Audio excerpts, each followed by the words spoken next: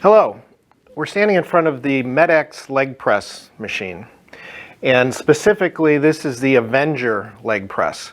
The Avenger is a line of MedX machines that is no longer manufactured, but the Avenger leg press is very similar to the MedX selectorized weight stack version leg press. The Avenger line has a plate loaded feature rather than a weight stack. Generally, all of the setup procedures and proper use of the machine would be identical between the Avenger and the selectorized line. So, as we discuss this exercise, we're going to look at a number of different things in terms of the proper setup and adjustments to the machine, as well as the proper performance of the machine. All right, and the MedX leg press is a very complex exercise in terms of the different adjustments that you're going to make and the procedures that you go through. There's actually 4 to 5 different settings that you'll create with this exercise to create the proper effect. Beginning at the top, we have the shoulder pad adjustment. There's a pull pin mechanism at the back of the adjustment. Along with a handle, you pull the pin and slide the mechanism up and down. There's an indicator with a numbering system to let you know what setting you've selected. Next, you have another pull pin, and you lift the back of the seat, and you can either recline it, you can bring it all the way upright, or you can select it somewhere in the middle. Okay, and next you have a setting down below. By releasing this handle, the seat carriage will slide back and forth. Then you have the foot platform, where you will be placing the subject's feet, and there's latitude for positioning the feet at different widths and different heights. Okay, and then over to the side via this lever, you can adjust the resting point of the movement arm to allow for different ranges of motion. All right, so you've got all those settings, but let's discuss how we determined which settings we're going to be using. All right, the first step is to understand what each setting does. All right, first off, the shoulder pads are going to adjust up and down to essentially accommodate the length of the subject's torso. All right, the back pad angle adjustment is going to allow you some choices in terms of the positioning of the subject, whether you want them more reclined or whether you want them more upright, and maybe slightly different effect in terms of range of motion and emphasis of which muscles are stressed. Okay, the adjustment of the carriage back and forth is going to accommodate the subject's leg length. Okay, the foot platform and the various positions of the feet are going to accommodate the person's somewhat their leg length, but more importantly, creating the proper spacing and angles on the knees and the ankles. Okay? And as we stated, the adjustment from the lever on the side, adjusting the lever arm to accommodate how much travel you want the movement arm to go through and how much hip flexion occurs at the start of each repetition. Okay. So we've got a little bit of a basic understanding of those different adjustments available to you. Let's discuss what our objective is with those. All right.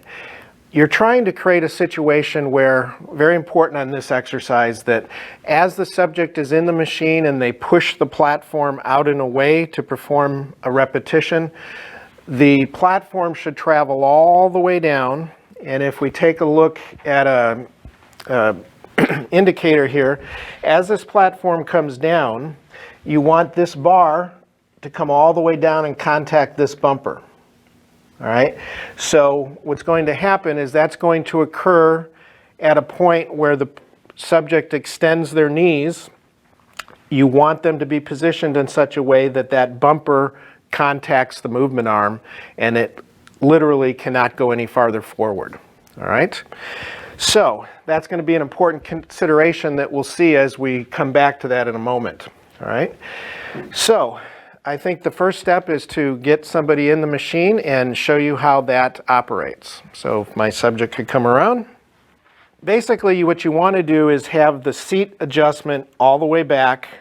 Okay, so we've adjusted this, pulled it back as far. We're just trying to create an ease of entry for the person.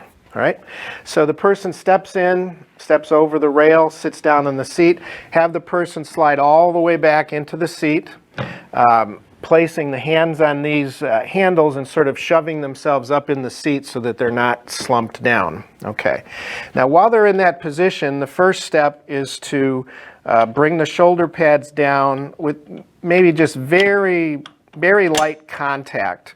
Don't try to crush the shoulders down, just very light contact, and maybe even the point where you can put a little finger between the pad and the shoulders. Okay, the next is to adjust the seat back angle of recline. I've got it currently set in the middle position, and then I'm going to have the person place their feet on the platform. So initially, it doesn't matter where you put them, but put them about hip width apart and make the feet even with one another. And after that, we'll push the person forward. All right. I'm going to push them initially far enough forward so that their thighs are somewhat vertical and there's not a lot of space between the top of their thighs and their abdomen. Once you've done that, take a look at the angle on the knee and the angle on the ankle. We want to create about a 90-degree angle with both of those. All right. Now, as you can see, her feet are a little bit high here. I'm going to have her slide her feet down an inch or two. And what you'll have is, roughly speaking, for most people, if you have the top of the foot roughly aligned with the top of the knee, you may see a slight angular decline on the shin, and you should see roughly a 90-degree angle at the knee. Okay, also a 90-degree angle at the ankle. All right. From there, we're going to take sort of a test run to determine whether her seat is positioned far enough forward. Remember, we want to have that bumper come into contact with the movement arm as she presses forward. All right. So from here, I'm going to ask the subject to very slowly press forward and extend the knees, going all the way just until her knees are straight, and then stop. Okay. Now right here, she's in a position where she hasn't quite come into contact with that bumper, and her knees are straight. All right. So what we've got to do is we've got to actually bring her closer into the exercise, have her come down, lowering the weight down to the bottom, and I'm going to put her a little bit closer into the exercise. Another trial run to extend out. Pushing forward. Okay, now she comes into contact with that bumper, and her legs are straight, but I still don't quite like her positioning because her legs are becoming too straight near a lockout point. We want to kind of have a position where there's just a slight bend on the knee. So let's try one more to come back.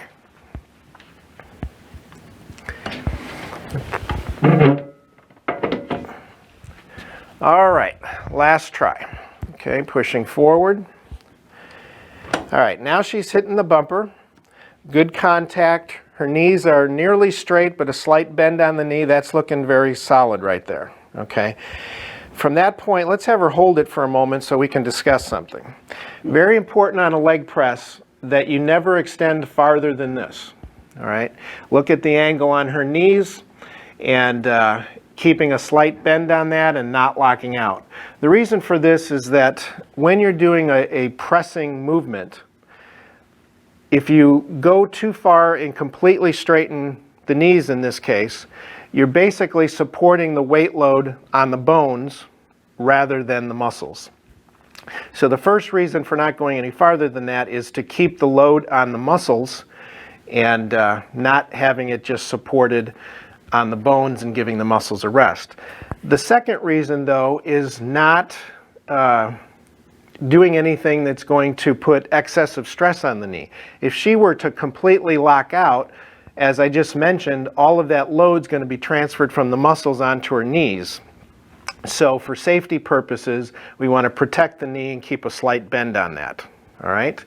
So after we've established that, she can begin to slowly come down, and we're going to keep it going now. As she comes back, she's going to bring her thighs all the way to just barely touch and barely start. All right? On the leg press exercise, there should never really be a complete pause in anywhere. All right? So as she comes to the bottom, it's going to be a very soft touch, reverse direction slowly.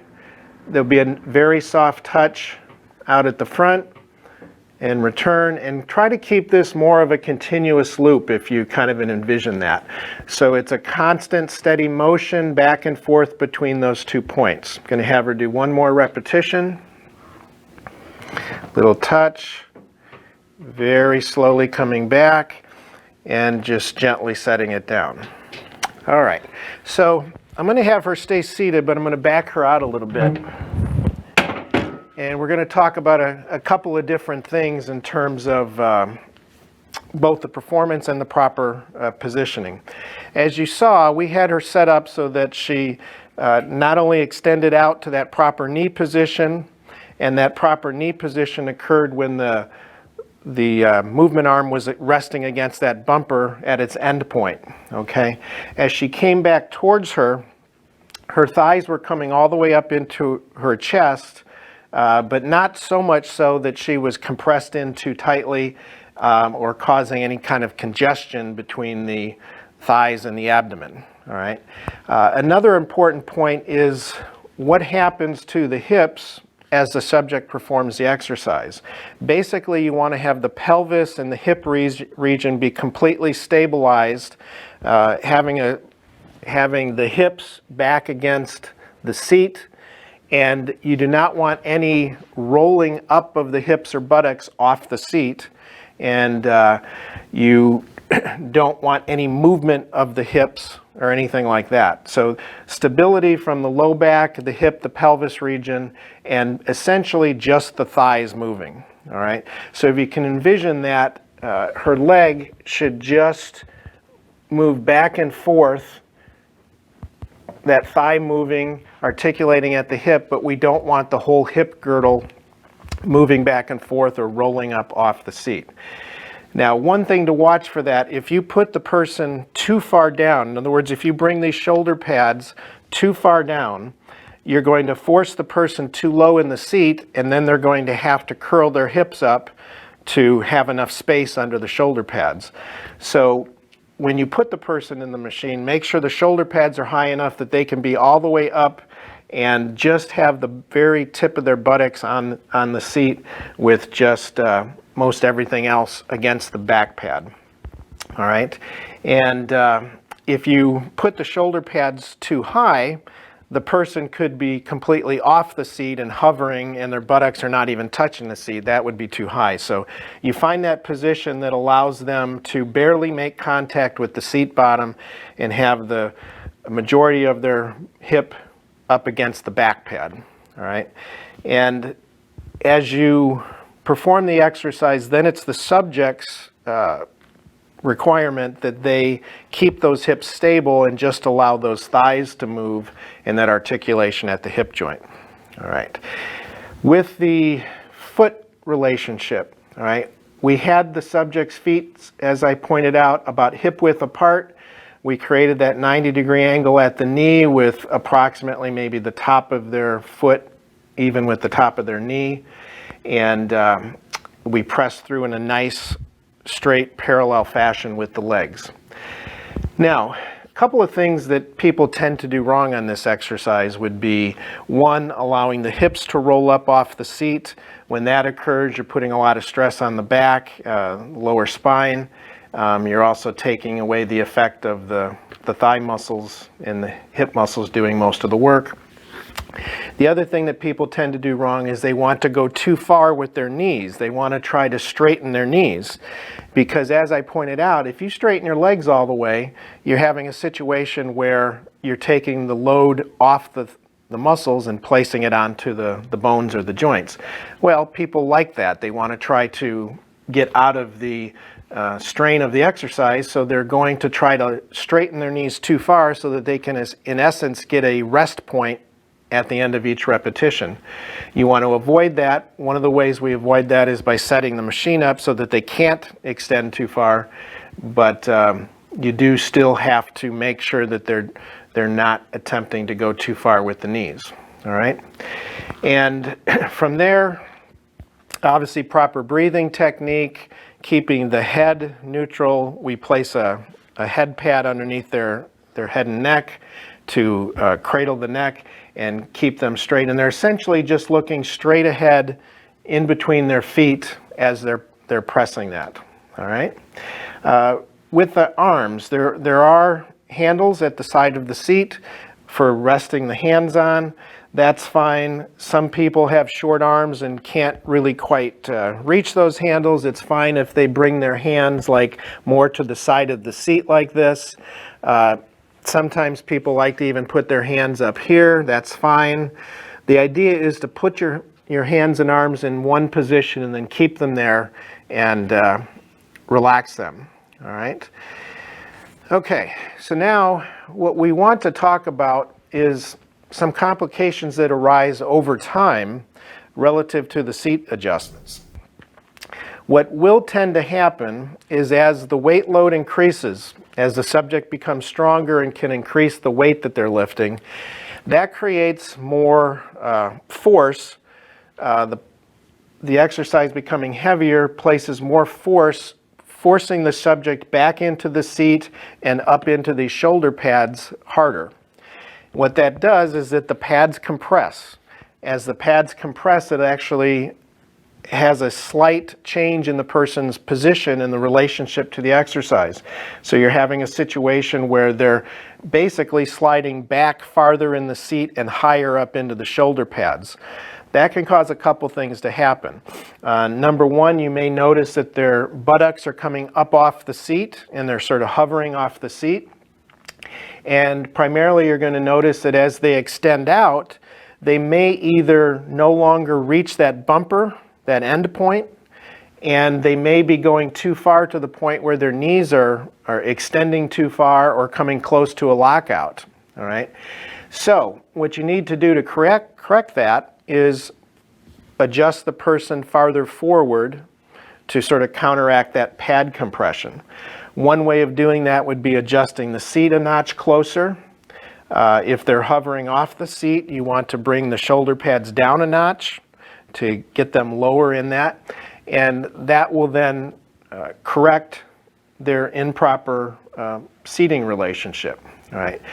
When you do that, sometimes you have a situation where you notch them closer in the seat, and that is maybe pushing them too far forward. Okay, so you have a situation where if you leave them back, then they're locking out or they're not touching the bumper. If you bring them forward, they're not locking out and they are hitting the bumper, but maybe their knee has too much bend on it. All right, so sometimes you can make subtle adjustments by changing the shoulder pad height, allow them to adjust a little in the seat, and you have to, combination of shoulder height position and seat position, that allows you to fine-tune that relationship and get it back to the correct point where they're hitting both the end point and keeping the proper knee relationship. Okay? Of course, if a subject has been allowed to be too far back in the seat and get a little bit too much knee extension, that becomes easier for them. That takes the load off the muscles. If you come along and correct that, push them closer into the exercise, that takes that rest point away, and now the exercise becomes harder and the subject may complain. But you need to go with the proper settings for the optimal effect on the muscles. If you need to make adjustments in the weight, you can do so, but maintain that proper relationship with the positioning. Okay? The last thing I want to talk about is these various angles on the seat back. All right? Remember, we could put them more upright if we wanted to. okay? Or we could recline them further back if we wanted to. Now, a lot of this is a personal preference, all right? You're going to basically be using the same muscles no matter where you place those settings. But what happens is, you notice in this reclined position, her torso is farther out of the way, which means she's got a lot more room for her thighs to come back towards her. There's going to be more flexion around the hip as her thighs come back. This position in the reclined angle is most similar to doing, let's say, a barbell squat, where your body is in a relationship very similar to a barbell squat. The depth of range of motion from the start through the full hip extension and knee extension is very similar to a barbell squat, okay? And that's going to allow you the most range of motion, all right? However, what you have here is when the person's reclined back, there's a lot more force of the angles of the exercise forcing the person up into the shoulder pads. What that's going to do is put more compression on the shoulders, and it's going to put more compression on the spine. You're also going to lose some hip stability, because rather than the hips being forced up against the back seat pad, most of the force is coming longitudinally through the spine up into the shoulder pads, and you've got a lot more flexibility to twist and turn the hips, which we don't want. So while this allows a very full range of motion, you're losing stability and you're putting force on the spine that are not necessarily desirable, okay? Now the extreme other direction, if we put the person all the way up, now this creates maximum stability of the hips and the least amount of compression on the shoulders and the spine. So it's a very safe position, but now you're closing off the gap between the thighs and the abdomen and limiting how far the thighs can travel back. So if the person's relatively thin and doesn't have a lot of abdominal mass, this is a good position. But if a person is somewhat large in the midsection, basically you have a very difficult time getting adequate range of motion of that subject when they're this upright and their torso is in the way. So a lot of times we'll choose the middle setting, where it's kind of a compromise between the two. They've got some torso recline, allowing a little extra room and not causing all that compression with the abdomen, allowing a little more range of motion, but not having too much compression on the spine and the shoulders, all right? So I would say for most subjects that we're dealing with, this second position in the middle is a good overall compromise that gives you the best of both worlds, all right?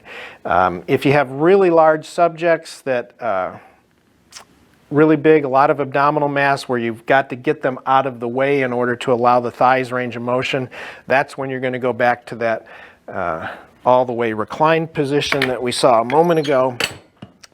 And then you have to do that to accommodate the person's stature.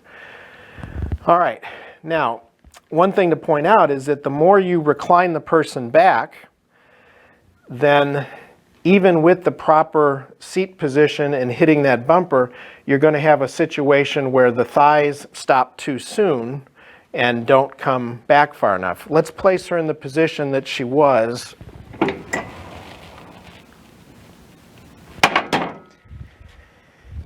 Now notice that she's got quite a bit of gap here, all right? The way that we're going to adjust for that is this lever on the side, which is going to allow the movement arm to come down lower and the platform to come back farther. You can't adjust that until the person has the weight lifted, okay? Because the weight is currently sitting on this lever bar. Okay, so we need to get the weight off this lever bar in order to adjust that. So let's have the subject press out. She comes all the way forward, just short of that knee. And now you can flip this lever. It moves this out of the way and allows, you'll see now, her thighs will travel closer back towards her. Okay. Now right there's the beginning. If we want to close that up even any more, let's have her push out again. And as she does that, I can remove a block and let her come back farther. So now she's going to come even closer with her thighs towards her chest. And then just touch and go.